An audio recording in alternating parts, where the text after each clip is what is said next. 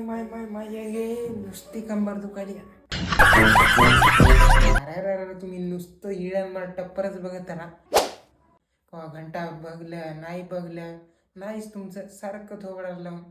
दिवाळी सण आहे, जरा जाऊ पा मंदिराकडे पाया पडाव देवाच्या. पण पोराय संग फटाकडे फोडाव.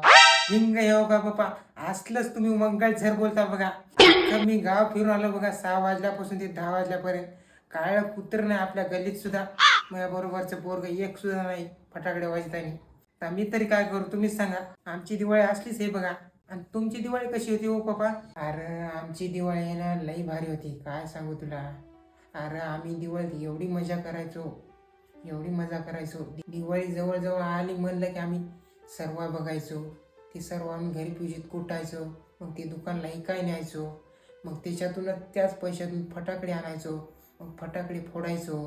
मग लोकांच्या पत्रावर फोडायचो. कवा कोणाच्या नळातच फोडायचो. कवा कुत्र्याच्या शेपटीलाच बांधायचो.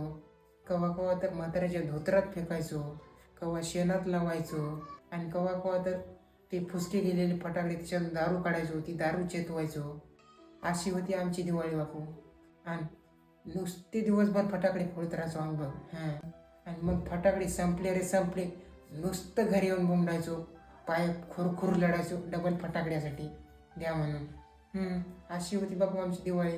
आणि आजकालच्या तुमच्या पिढीची दिवाळी म्हणून सुद्धा सण वाटणार झाला. तुम्हाला सारखं ते थोबाडालाच चिटकून आहे तुमची धेपली.